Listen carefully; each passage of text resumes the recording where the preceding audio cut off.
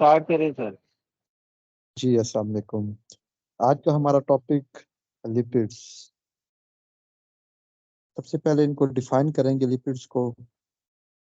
Organic substance insoluble in water, soluble in organic solvent, potentially related to fatty acids। देखिए lipids जो हैं उनको हम ऐसे ही डिफाइन करते हैं कि ये आ, इनमें आमतौर पर फैटी एसिड्स जो हैं वो लाजमी तौर पर मौजूद होते हैं। कुछ ऐसे हैं लिपिड की कैटेगरीज जिनके अंदर अगर फैटी एसिड मौजूद नहीं है तो उनको हम लिपिड में इसलिए शामिल करेंगे क्योंकि वो ऑर्गेनिक सॉल्वेंट में सॉल्युबल होंगे और वाटर के अंदर इंसॉल्युबल होते हैं। जी, उसके बाद फर्दर देखते हैं कि जैसा कि मैंने बात की है कि related to fatty acid, fatty acids क्या हैं। देखें, फैटी एसिड्स को हम ऐसे डिफाइन करेंगे कि long chain hydrocarbons attach with carboxylic group. इसमें कार्बोक्सिलिक ग्रुप लाजमी तौर पर मौजूद होता है, कार्बोक्सिलिक एसिड। और इसके साथ मजीद क्या है, हाइड्रोकार्बन साइड चेन मौजूद होती है। वाइट नहीं है यहाँ पर वर्ड, विद है, ठीक है, with hydrocarbon side chain fatty acid में। अच्छा, यहाँ पर फर्दर माइंड में क्वेश्चन आ जाता है कि फैटी एसिड में हाइड्रोकार्बन चेन कितनी बड़ी हो सकती है या कितनी स्मॉल हो सकती है। तो बुक्स में मुख्तलिफ रेफरेंस दिया हुआ है। मेरे पास यहाँ पर लेनिंजर मौजूद है, उसने 4 to 36 कार्बन एटम की यहाँ पर शर्त रखी हुई है। मतलब एक ऐसा कंपाउंड जिसमें कार्बोक्सिलिक एसिड है, अगर कार्बन की तादाद 2 है तो उसको हम फैटी एसिड में शामिल नहीं करते। जैसा कि एफएससी की बुक में एसिटिक एसिड को भी फैटी एसिड में शुमार किया हुआ है, लेकिन क्योंकि उसकी चेन शॉर्ट है लिहाजा उसको हम शामिल नहीं करते। कम से कम ब्यूटारिक एसिड से हम काउंट करेंगे कि ये हमारे पास फैटी एसिड है। और मैक्सिमम कितने हो सकते हैं कार्बन एटम, वो 36 हो सकते हैं। मजीद हम ये भी कहेंगे कि जी, आप कहाँ पहुंच गए हैं। जी, मजीद हम ये भी कहेंगे कि तो कार्बन एटम की आपको शायद बता दी 4 to 36 कार्बन एटम इसमें लाजमी तौर पर मौजूद होते हैं। साथ कार्बोक्सिलिक एसिड ग्रुप जो है वो मौजूद होता है। अच्छा, इसकी नेचर के वाले से बात कर लें तो जो कार्बोक्सिलिक एसिड है वो पोलर होता है और जो हाइड्रोकार्बन चेन है वो नॉन पोलर होती है। इस हिसाब से अगर एक ऐसा फैटी एसिड जिसका साइज शॉर्ट है, जैसे कि ब्यूटारिक एसिड की बात करें, तो वो कुछ हद तक हम कह सकते हैं कि वाटर के लिए अट्रैक्शन रखेगा, क्योंकि उसकी हाइड्रोकार्बन चेन जो है वो शॉर्ट है। लेकिन जैसे जैसे चेन बड़ी होती जाती है तो हमने कहा कि ये वाटर के अंदर बिल्कुल इनसॉल्युबल होंगे और ऑर्गेनिक सॉल्वेंट के अंदर ये सॉल्युबल होंगे। उसके बाद जी, फैटी एसिड वैसे हमारे पास दो तरह के हैं, सैचुरेटेड फैटी एसिड और अनसैचुरेटेड फैटी एसिड। जो सैचुरेटेड है उनमें सिंगल बॉन्ड होता है और जो सैचुरेटेड है उनमें अनसैचुरेटेड के अंदर डबल बॉन्ड मौजूद होता है। खैर, असेंशियल फैटी एसिड्स की बात करेंगे। असेंशियल फैटी एसिड पे हमने कहा can not be synthesize by our body, हमारी बॉडी सिंथेसाइज नहीं कर सकती, इनको डाइट में लेना पड़ता है। जैसे कि लिनोलेइक एसिड की बात की है, लिनोलिनिक एसिड की बात की है, ये दोनों अनसैचुरेटेड है और एसेंशियल है, इनको हम डाइट से हासिल करते हैं। अच्छा, यहाँ पर एक इंतहाई इंपॉर्टेंट टॉपिक है, सिस वर्सेस ट्रांस फैटी एसिड। अब सिस कौन से होते हैं, सिस से हम पहले भी पढ़ चुके हैं, जिसमें सेम साइड पर एसाइल ग्रुप होगा उसको हम सिस का नाम देंगे, और जिसमें अपोजिट साइड पे एसाइल ग्रुप मौजूद होगा उनको हम ट्रांस फैटी एसिड की बात करते हैं। यहाँ पर खास तौर पे मैं ट्रांस फैटी एसिड के बारे में बताना चाहूंगा कि यहाँ पे लिखा हुआ है कि they are form during hydrogenation of natural oils. इसको पार्शियल हाइड्रोजनेशन कर लीजिएगा कि जो ट्रांस फैटी एसिड है वो पार्शियल हाइड्रोजनेशन से हासिल होते हैं।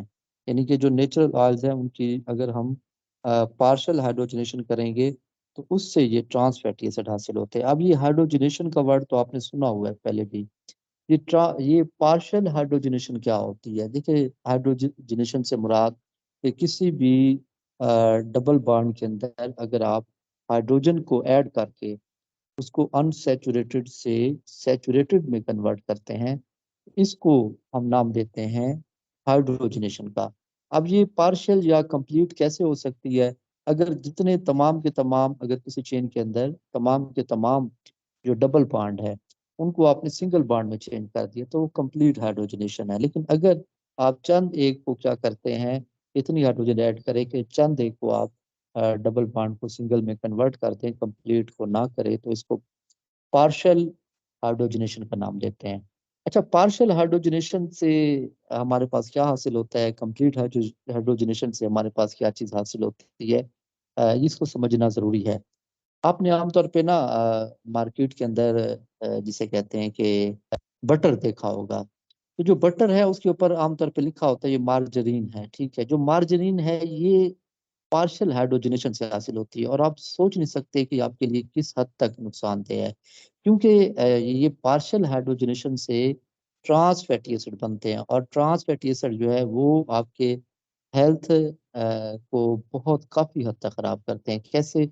ये आपके अंदर डायबिटीज़ और कार्डियोवास्कुलर डिजीज़ का सबब बनते हैं ट्रांस फैटी एसिड। फिर बता रहा हूँ, ये पार्शियल हाइड्रोजनेशन से ट्रांस फैटी एसिड बनते हैं, जैसा कि हमने बात की है कि नेचुरल ऑयल से मार्जरीन तैयार की जाती है, और उसका जो कार्डियोवास्कुलर डिजीज़ है उसमें उसका रिस्क काफ़ी हद तक इंक्रीज हो जाता है इस ट्रांस फैटी एसिड की वजह से। और मज़ीद बताना चाह रहा था कि ठीक है, widely use in food industry trans fatty acid are highly detrimental to health. बता चुके हैं कि ये कार्डियोवास्कुलर डिजीज का सबब बनते हैं, और इसमें से मार्जरीन जो है वो इसकी एग्जांपल है। अच्छा, ट्राईग्लिसरॉल, ट्राईग्लिसरॉल के बारे में बात करना चाहेंगे कि फैटी एसिड के बारे में फर्दर मजीद भी बात करेंगे, एंड में यहाँ पे टॉपिक मौजूद है। ट्राईग्लिसरॉल की बात करेंगे। ट्राईग्लिसरॉल जो है बॉडी के अंदर या किसी भी जानदार के अंदर जो लिपिड्स है उनमें सबसे ज्यादा जो मौजूद होता है वो ट्राईग्लिसरॉल है। तो क्या ये हमारी प्लाज्मा मेम्ब्रेन में मौजूद है? नहीं, ऐसी बात नहीं है। जब भी हम प्लाज्मा मेम्ब्रेन का स्ट्रक्चर देखते हैं वहाँ पर फास्फोलिपिड्स या कोलेस्ट्रॉल, उनके बारे में तो हमने पढ़ा है, लेकिन कभी भी आप ट्राइग्लिसरॉल के बारे में नहीं पढ़ते। तो फिर ये हमारी बॉडी में सबसे ज़्यादा कैसे मौजूद हो सकता है? ये आमतौर पर हमारी अब्डोमिनल कैविटी के अंदर या हमारी स्किन के नीचे मौजूद होते हैं ट्राइग्लिसरॉल, ठीक है। सबक्यूटेनियस लेयर के अंदर मौजूद होते हैं ट्राइग्लिसरॉल, और बॉडी जो है इनको स्टोर करती है। स्टोर करने का मकसद क्या है? स्टोर करने का मकसद यही है कि जो लिपिड्स हैं उनके अंदर डबल अमाउंट ऑफ एनर्जी होती है एज कंपेयर टू कार्बोहाइड्रेट्स। अच्छा, अब हमारा बॉडी आमतौर पे प्रेफर करता है अ, इन लिपिड्स को या ट्राइग्लिसरॉल को प्रेफर करता है बॉडी में स्टोरेज के लिए बानिस्बत किसके?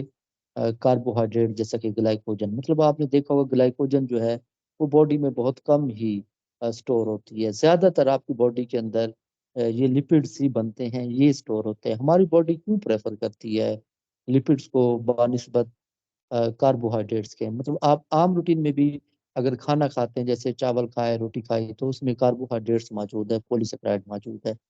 तो तकरीबन मोर देन 90%, 93, 94, इतने परसेंट जो है वो लिपिड्स ही बनते हैं। जस्ट 6% आप कह सकते हैं या 7% वो आपकी बॉडी में जो कार्बोहाइड्रेट है ग्लाइकोजन की फॉर्म में स्टोर होते हैं। बाकी आपकी बॉडी में फैट बनती है। बॉडी क्यों प्रेफर करता है फैट को? तो ये आपको बता दें कि एक तो रीजन आपको बता चुके हैं कि इनके अंदर ज्यादा एनर्जी मौजूद होती है बनस्पत किसके? कार्बोहाइड्रेट के। दूसरी एक और रीजन है कि देखें, ये जो ट्राइग्लिसरॉल है ये हाइड्रोफोबिक होते हैं। मतलब ये अगर बॉडी में स्टोर होंगे तो इनको स्टोरेज के लिए वाटर रिक्वायर्ड नहीं होता। लेकिन अगर कोई कार्बोहाइड्रेट जैसे ग्लाइकोजन, उनको स्टोर करने के लिए, क्योंकि वो हाइड्रोफिलिक होते हैं, पोलर होते हैं, तो उनके साथ वाटर जो है वो लाजमी तौर पे मौजूद होगा, जिसकी वजह से आपका बॉडी वेट काफ़ी हद तक इंक्रीज हो जाएगा।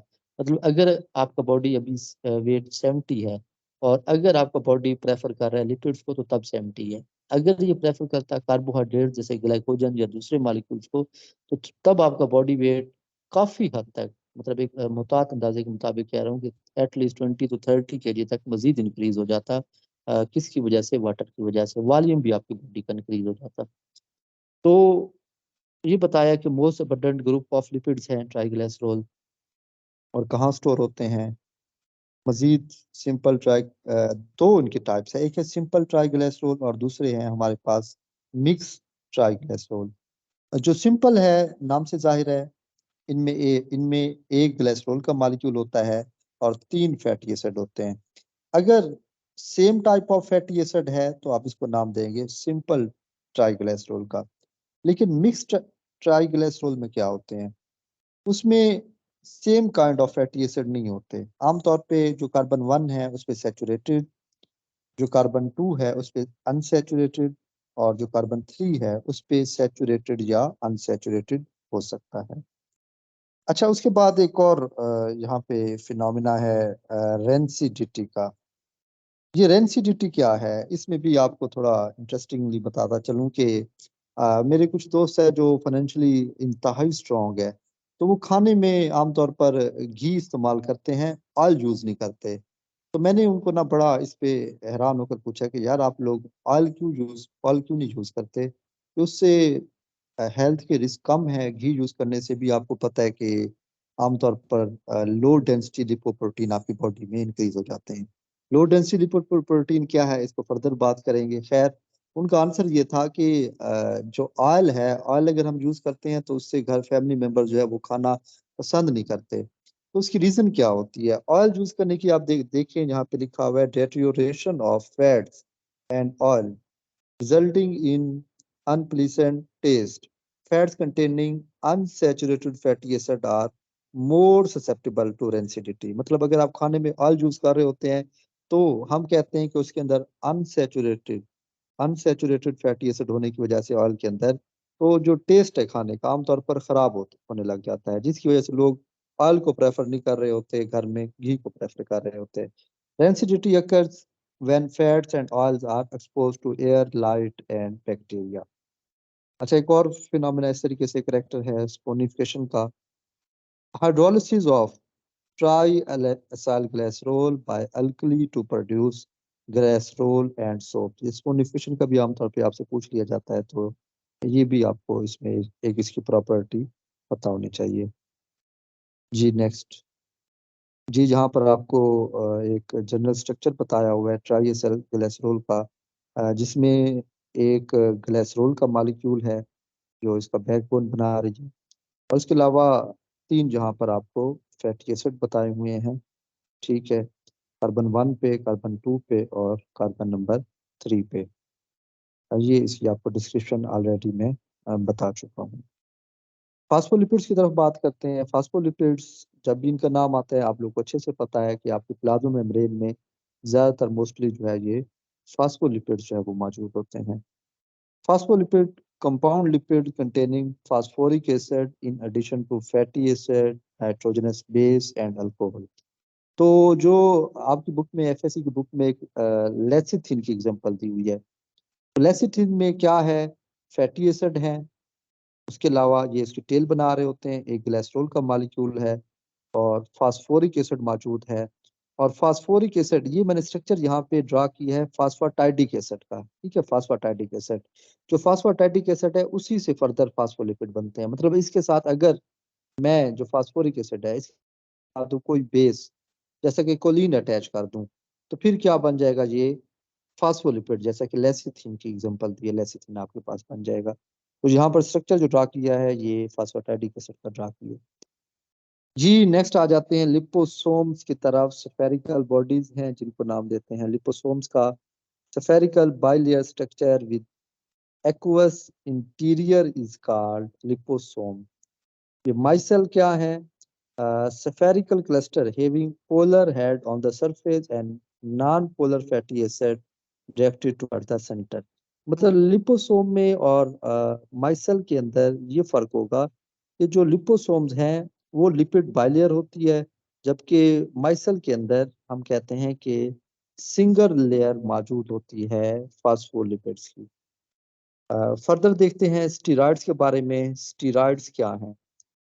दे are there are several steroid in biological system, जैसा कि कोलेस्ट्रॉल मौजूद है, विटामिन डी मौजूद होता है, और सेक्स हार्मोन है, एंड्रोकॉर्टिकल हार्मोन है। ये आपके पास एग्जांपल है स्टीरॉयड्स की। कोलेस्ट्रॉल में फर्दर बताया कि common component of the plasma membrane है, प्रिकर्सर ऑफ स्टीरॉयड हार्मोन, या आपके अंदर कोलेस्ट्रॉल है। मतलब कोलेस्ट्रॉल को देखिए आमतौर पे बहुत बदनाम किया हुआ है कि कोलेस्ट्रॉल जो है वो आपके लिए बहुत नुकसानदेह है। इसकी असल में ना दो टाइप्स होती हैं, लो डेंसिटी लिपोप्रोटीन और हाई डेंसिटी लिपोप्रोटीन। जो लो डेंसिटी लिपोप्रोटीन यानी कि ऐसे कोलेस्ट्रॉल जिनकी डेंसिटी डेंसिटी कम है, वो आपके लिए नुकसानदेह है। ठीक है, जिनकी डेंसिटी ज्यादा है वो आपके लिए फायदेमंद है। खैर, ओवरऑल कोलेस्ट्रॉल आपके लिए मुफीद भी है, क्योंकि ये आपकी प्लाज्मा मेम्ब्रेन को क्या देते हैं, फ्लूइडिटी देती है। उसके अलावा ये प्रिकर्सर हैं किस चीज़ के, सेक्स हार्मोन के, लिहाजा आप ऐसा भी नहीं कर सकते कि इसी क्वांटिटी को आप बहुत ज़्यादा मिनिमाइज कर दें। हाँ, अगर एक ख़ास लेवल से ज़्यादा होंगे तो फिर आपके लिए नुकसानदेह है। लिपोप्रोटीन बहुत बहुत इंपॉर्टेंट और इंटरेस्टिंग टॉपिक है लिपोप्रोटीन का। They are the complex compound form by combination of lipids and protein, transparent insoluble lipids through blood। ठीक है, दे ट्रांसपोर्ट insoluble lipids। इनका काम क्या होता है लिपोप्रोटीन का? फर्दर आगे जाए तो मैं आपको बताता हूँ कि लिपोप्रोटीन का काम क्या है। जी आगे चलिए।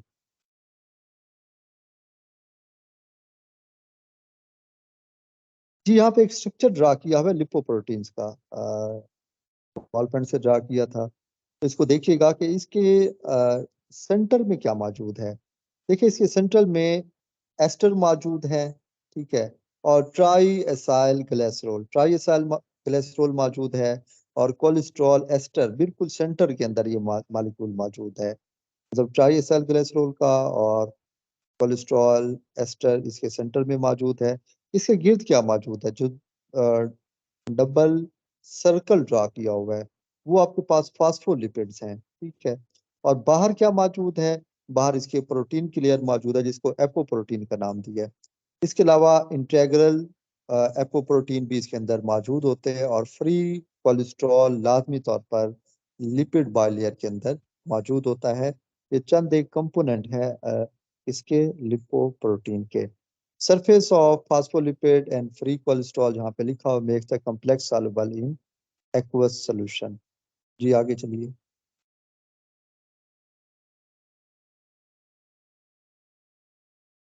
जी बाबर साहब नेक्स्ट। हाँ जी। अच्छा, यहाँ पे एक और डायग्राम है, मैंने आपसे कहा था कि इनके बारे में लाजमी बताऊंगा कि लिपोप्रोटीन के बारे में। ठीक है, तो इनकी यहाँ पे तीन टाइप्स मैंने डिस्कस किया, chylomicron, low density lipoprotein, high density lipoprotein. जो लो डेंसिटी लिपोप्रोटीन, इनसे भी ज्यादा मजीद डेंसिटी कम किसकी है? काइलोमाइक्रॉन की, जिसका देखिए आपको ओवरऑल साइज बड़ा दिखाई दे रहा है, ये काइलोमाइक्रॉन है। और जिनका साइज सबसे कम दिखाई दे रहा है, ये हाई डेंसिटी लिपोप्रोटीन है। जो बैड फैट है वो कौन सी है? काइलोमाइक्रॉन, लो डेंसिटी लिपोप्रोटीन। जो गुड फैट है आपके लिए, गुड कोलेस्ट्रॉल है, वो कौन सा है? High density lipoprotein. अच्छा, कौन सा कहाँ पे सिंथेसाइज होता है, हम कहाँ से लेते हैं, इनका काम क्या है? इनका काम देख लेते हैं। काइलोमैक्रोन कहाँ पर होते हैं, तैयार होते हैं? आपकी स्मॉल इंटेस्टिन के अंदर, यानी कि जब आप फैट्स लेते हैं खाने में, तो उस वक्त ये तैयार होते हैं। ठीक है, आपने इसे फर्स्ट ईयर में चैप्टर नंबर 12 जो है उसके अंदर भी काइलोमैक्रोन के बारे में पढ़ा होगा। और rich in try acyl glycerol, जब ट्राई एसाइल ग्लिसरॉल में ज्यादा है, इनका ओवरऑल वॉल्यूम ज्यादा है, इनकी डेंसिटी कम है, तो ये आपके लिए नुकसानदेह है। जी लो डेंसिटी, फर्दर आगे चलिए। लो डेंसिटी लिपोप्रोटीन और हाई डेंसिटी लिपोप्रोटीन के बारे में बताना है। जी, लो डेंसिटी लिपोप्रोटीन ये कहाँ पर तैयार होते हैं? ये भी लीवर में तैयार होते हैं। और हाई डेंसिटी लिपोप्रोटीन भी लीवर में तैयार होते हैं। फर्क क्या है? दोनों के काम में फर्क है। देखिए, लो डेंसिटी लिपोप्रोटीन क्या कर रहे हैं, ये ब्लड में जाते हैं, और इनका काम क्या होता है, ये कोलेस्ट्रॉल को लेके जाते हैं, कोलेस्ट्रॉल को आपके ब्लड के अंदर लेके जाते हैं। और जहां जहां पर उसकी जरूरत होती है, मिसाल के तौर पे कहीं पे आपके सेल्स हैं उनको रिपेयर करना है, तो वहां पर ये कोलेस्ट्रॉल को लेके जाते हैं। ठीक है, लो डेंसिटी लिपोप्रोटीन क्या करते हैं, स्फेरिकल बॉडीज है, और आपके ब्लड के अंदर कोलेस्ट्रॉल को ये इंक्रीज कर रहे हैं। और क्यों इंक्रीज कर रहे हैं? कि जहाँ पे उसकी जरूरत होगी वहां पे ये यूज होंगे। मतलब एक हिसाब से इनका काम है, बॉडी में इनका फंक्शन है, लिहाजा इनको नुकसानदेह नहीं होना चाहिए, लेकिन यहाँ पे ऑप्टिमल क्वांटिटी बताई हुई है 100 से 129 या 130 मिलीग्राम पर डेसीलीटर, इतनी क्वांटिटी है तो ओके। लेकिन जब 130 या इससे बढ़ जाती है तो अब आप इसकी क्वांटिटी समझे कि आपकी बॉडी में ज्यादा है, तो अब आपके लिए ये कार्डियोवास्कुलर डिजीज का सबब बन सकते हैं। अच्छा, उसके बरकस देखते हैं हाई डेंसिटी लिपोप्रोटीन को। ये क्या है? ये भी लिवर में प्रोड्यूस होते हैं और ब्लड में सिक्रीट होते हैं। इनका काम क्या है? ये अपोजिट काम करते हैं। मतलब कोलेस्ट्रॉल को आपकी ब्लड से क्या करते हैं, वहां से पिक करते हैं और वापस किधर लेके आते हैं, लिवर में। और उधर क्या होता है, इनका कैटाबॉलिज्म होता है कोलेस्ट्रॉल का, मतलब इसकी ब्रेक डाउन हो जाएगी। अब आपके लिए देखिए लो डेंसिटी लिपोप्रोटीन के वाले से बताता चलूं कि एक गुड न्यूज है फीमेल के लिए कि आपके पास एक हार्मोन होता है जिसको नाम देते हैं एस्ट्रोजन का। देखिए जो एस्ट्रोजन है वो आपकी बॉडी में क्या करता है, लो डेंसिटी लिपोप्रोटीन की क्वांटिटी को कम करता है। कैसे करता है, कम करता है? मतलब ब्लड से कोलेस्ट्रॉल को लेके जाना लीवर तक, और उसके बाद उसका क्या हो जाएगा, मेटाबॉलिज्म हो जाएगा। मतलब वही काम जो हाई डेंसिटी लिपोप्रोटीन कर रहा है वही किसने करना है, एस्ट्रोजन ने करना है। इसलिए अक्सर आपने मूवीज में भी सुना होगा कि जो फीमेल हैं उनको हार्ट अटैक के चांस या उनके अंदर हार्ट अटैक के चांसेस या केसेस कम देखे जाते हैं बानिस्बत किसके, मेल के। तो मेल के अंदर हम कहते हैं कार्डियोवास्कुलर डिजीज के केसेस ज्यादा देखने को मिलते हैं बानिस्बत किसके, फीमेल के। हाँ, लेकिन जब एस्ट्रोजन का लेवल डाउन हो जाता है, देखिए मेनोपाज के बाद, तो फिर क्या होता है, अब फीमेल को भी हम कह सकते हैं कि कार्डियोवास्कुलर डिजीज के चांसेस ज्यादा होंगे या उतने होंगे जितने कि हम कहते हैं कि आमतौर पर मेल के अंदर देखने को मिलते हैं। तो खैर, जब तक मेनोपाज नहीं होगा उस वक्त तक फीमेल के अंदर कार्डियोवास्कुलर डिजीज के चांसेस कम होते हैं बनस्पत किसके, मेल के। अच्छा, यहाँ पर एक और चीज भी आपको मजीद बताना चाहूंगा। देखिए हम यहाँ पर आपको बायोलॉजी बता रहा हूँ, थोड़ा सा उसमें जितनी इंपॉर्टेंट बातें वो बतानी होगी मुझे। मेल क्या कर सकते हैं अपने अंदर हाई डेंसिटी लिपोप्रोटीन को मेंटेन करने के लिए और लो डेंसिटी लिपोप्रोटीन को कम करने के लिए? एक तो आप वेजिटेबल्स, फ्रूट और प्रॉपर एक्सरसाइज करके क्या कर सकते हैं, मेंटेन कर सकते हैं।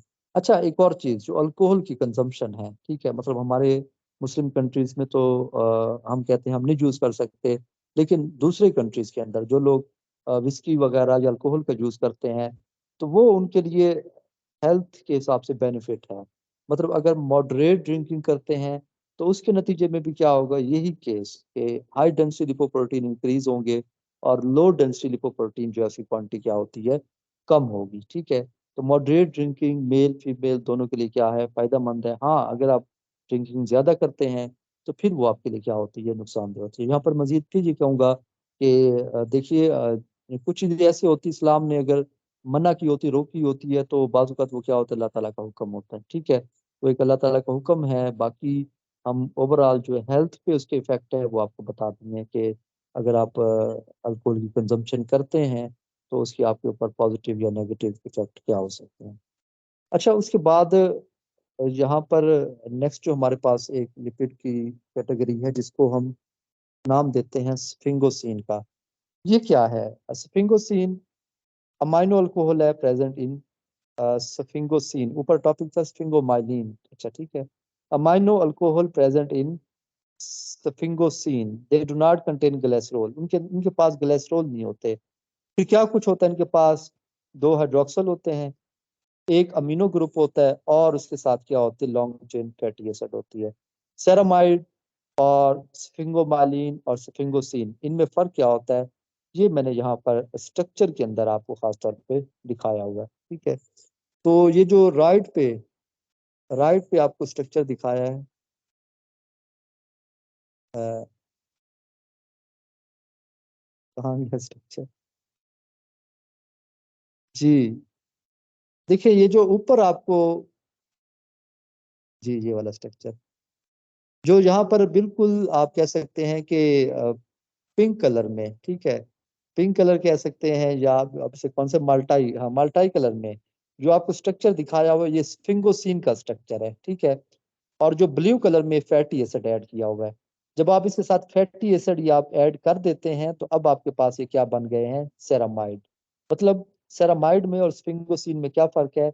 स्फिंगोसिन के अंदर 18 कार्बन कंपाउंड है और इसके अलावा इसके अंदर क्या मौजूद होता है, हम कहते हैं एक अमीनो ग्रुप मौजूद है, और लास्ट पे जहाँ CH2OR लिखा हुआ है, यहाँ पे एक हाइड्रोक्सिल ग्रुप मौजूद होता है। ठीक है, तो जहाँ पे स्ट्रक्चर में कुछ स्टेक आ गई। ठीक है, तो ये आपके पास स्फिंगोसीन है। स्फिंगोसीन और सेरामाइड का फर्क बता दिया कि सेरामाइड क्या है, कि अगर आप उसके अंदर एक लॉन्ग चेन फैटी एसिड को ऐड कर देते हैं, जैसे कि यहाँ पे ब्लू कलर में ऐड की हुई है, अब ये कंपाउंड आपके पास क्या कहलाता है, सेरामाइड। अच्छा, एक और है स्फिंगोमाइलिन। स्फिंगोमाइलिन क्या है, अगर आप फास्फेट ग्रुप ऐड करते हैं और साथ एक बेस यहाँ पे आपने ऐड कर दी है, तो अब ये मॉलिक्यूल आपके पास क्या कहलाता है, स्फिंगोमाइलिन का आपके पास एक मॉलिक्यूल है। तो ओवरऑल आपको फर्क बताया है, सेरामाइड, स्फिंगोसिन और स्फिंगोमाइलिन। आमतौर पर स्टूडेंट पूछते हैं कि इन तीनों में डिफरेंस क्या है। जी नेक्स्ट।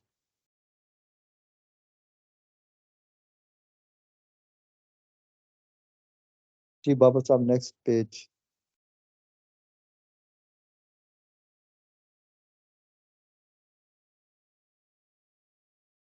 जी बाबर जो है, हाँ जी ठीक है। अच्छा, यहाँ पर एक इंतहा इंपॉर्टेंट टॉपिक है, beta oxidation of palmitic acid. मतलब पाल्मिटिक एसिड फैटी एसिड में से जो सबसे ज्यादा कॉमनली मौजूद है आपकी बॉडी में, वो पाल्मिटिक एसिड है। कि उसके मेटाबॉलिज्म से कितने ATP हासिल होते हैं, हम पढ़ते तो हैं आमतौर of energy as compare to carbohydrates. तो यहाँ पे देखिएगा, इसकी बीटा ऑक्सीडेशन होती है तो पाल्मिटिक एसिड 16 कार्बन कंपाउंड है। अब अगर मैं आपसे पूछता हूँ कि इसको 2 कार्बन कंपाउंड में कन्वर्ट करने के लिए कितने स्टेप में तोड़ा जाएगा, तो यहाँ पर 8 स्टेप नहीं रिक्वायर होंगे, बल्कि 7 स्टेप रिक्वायर होंगे। क्यों? क्योंकि जब लास्ट में एक 4 कार्बन कंपाउंड बने बचेगा, तो उसको आप एक बार ब्रेक करेंगे, तो उससे आपको 2 जिसे कहते हैं 2 कार्बन कंपाउंड हासिल होंगे। आप ब्रेक करके देखेंगे, आप ब्रेक कर सकते हैं, इसको 7 स्टेप में ब्रेक किया जाता है, तो ये 16 कार्बन कंपाउंड चेंज हो जाता है, इसमें 2 कार्बन कंपाउंड यानी कि एसिटाइल कोएंजाइम में। अच्छा, हर एक स्टेप में जब आप इसे ब्रेक करते हैं, तो उसमें एक NADH का मॉलिक्यूल आपके पास तैयार होता है और एक FADH का। अब 7 स्टेप्स थे, तो 7 NADH और 7 ही FADH हासिल होते हैं। और हर एक NADH से 3, तो 7 से कितने, 21 ATP। और हर एक FADH से क्योंकि 2 ATP हासिल होते हैं, तो 7 FADH से कितने, 14 ATP, मतलब टोटल 35 ATP बन जाएगी। अच्छा, वो जो 2 कार्बन कंपाउंड बना, वो आपके पास क्या है, एसिटाइल कोएंजाइम में। वो कहाँ दाखिल होगा, वो क्रेब्स साइकिल में दाखिल होगा। जब क्रेब्स साइकिल में दाखिल होगा, तो उसमें आपको पता है कि एक एसिटाइल कोएंजाइम का मॉलिक्यूल जब क्रेब्स साइकिल में दाखिल होता है, तो उससे 3 NADH, एक FADH और एक ATP का मॉलिक्यूल जो है वो तैयार होता है। इस तरीके से जब अगर 8 एसिटाइल कोएंजाइम के मॉलिक्यूल क्रेब्स साइकिल में दाखिल होंगे, तो उससे 24 NADH, 8 FADH और 8 ATP जो आपको हासिल होंगे। टोटल कैलकुलेशन कितनी हो जाएगी, 24 NADH से 72 ATP और 8 FADH से 16 ATP और 8 ATP आपके डायरेक्ट सिंथेसाइज हो रहे थे, टोटल 96 ATP। इनको 96 को और ऊपर वाले 35, इनको आप ऐड करेंगे तो ये 131 ATP बनते हैं। अच्छा, 2 ATP यूज हो जाते हैं इस पाल्मिटिक एसिड को एक्टिवेट करने में, तो जो नेट प्रोडक्शन है आपकी, वो आपके पास होगा 129 ATP आपको हासिल होते हैं एक पाल्मिटिक एसिड की ऑक्सीडेशन से। तो ये हमारा टॉपिक था फैट्स के हवाले से, लिपिड्स के हवाले से। तो कल आपसे कहा भी था कि आज का टॉपिक बानिस्बत कल के काफ़ी इजी होगा। तो आसान टॉपिक का थोड़ा सा फ़ायदा ये भी होता है कि स्टूडेंट्स का इंटरेस्ट भी डेवलप हो जाता है। स्टूडेंट ये समझते हैं कि हाँ जी, हम भी क्या कर सकते हैं, कर सकते हैं, इन टॉपिक को तैयार कर सकते हैं। तो लिपिड्स आज हमारा कंप्लीट हो गया। नेक्स्ट हमारा जो टॉपिक होगा, न्यूक्लिक एसिड होगा।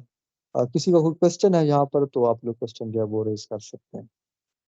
जी बाबर जी साहब। सर, माइक तो ऑन है, माइक ऑन है सबके। किसी का भी क्वेश्चन है तो पूछ सकते हैं।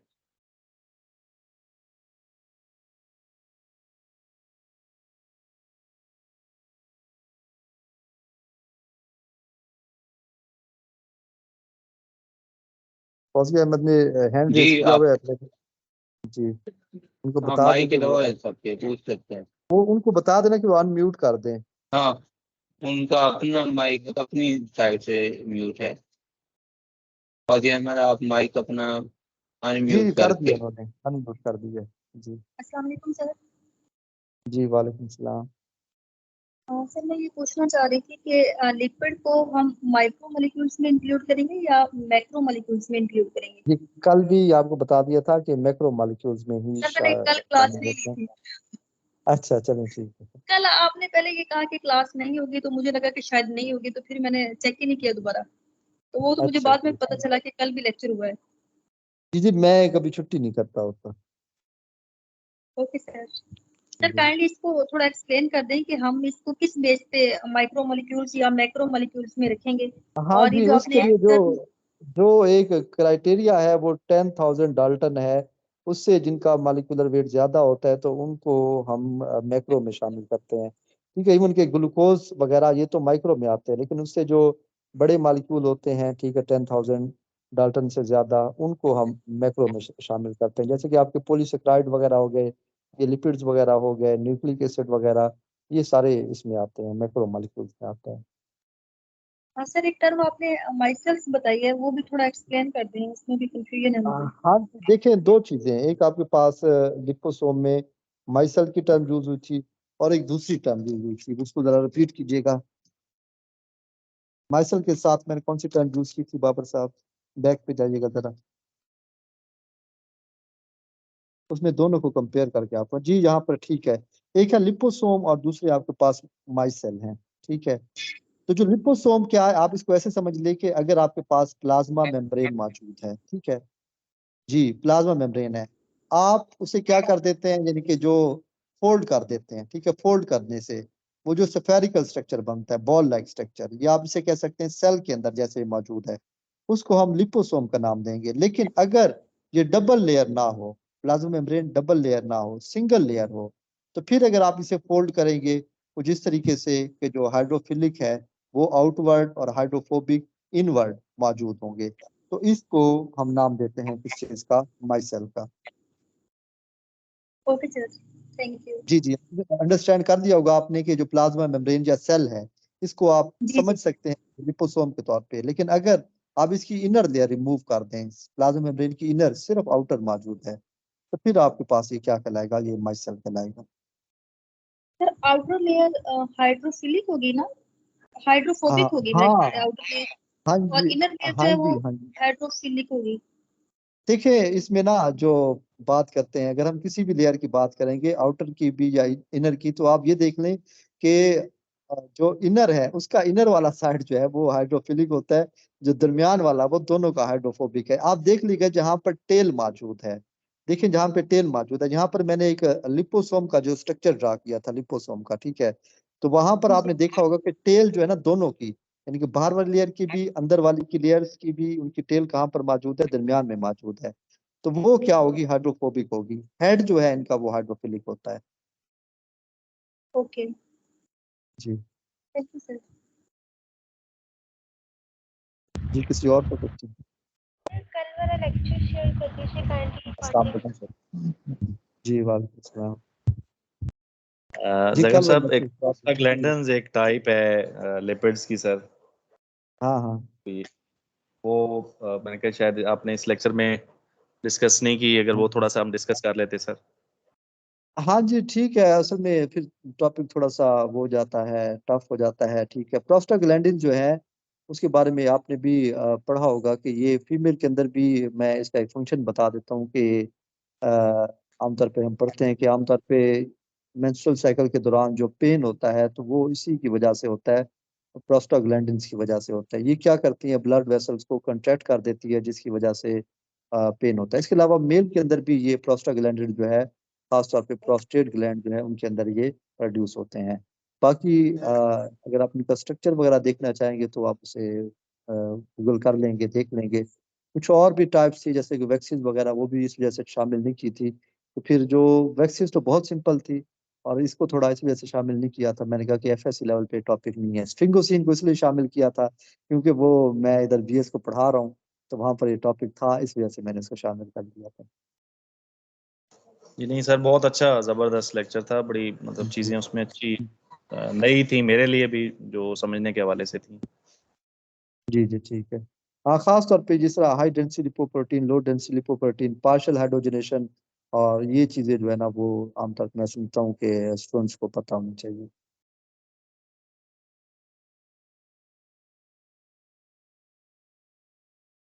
जी किसी और का क्वेश्चन? अस्सलाम वालेकुम सर। जी वालेकुम सलाम। जी सर, वो मैं पूछना चाह रही थी कि स्फिंगोसिन, स्फिंगोमाइलिन और सेरामाइडिन के फंक्शन भी करने हैं, उनके बारे में थोड़ा सा बता दें। हाँ फंक्शन भी अगर आप तैयार करना चाह रहे हैं तो आप ये इनके फंक्शन भी तैयार कर लें।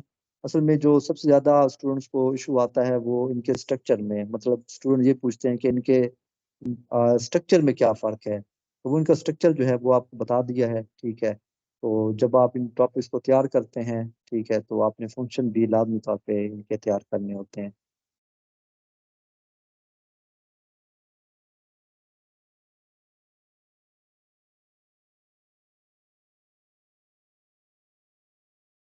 जी किसी और का क्वेश्चन?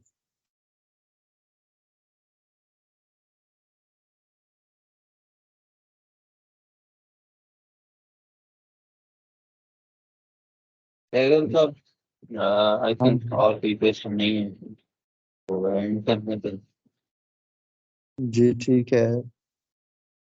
हाँ मजीद कोई क्वेश्चन होगा तो आप फिर ग्रुप में क्या कर सकते हैं, आस्क कर सकते हैं। ग्रुप ग्रुप में पूछते हैं। ठीक हो गया। ठीक बहुत ओके सर। शुक्रिया सर। और ओके। आपके थैंक यू सर, अल्लाह हाफिज़। अल्लाह हाफिज़।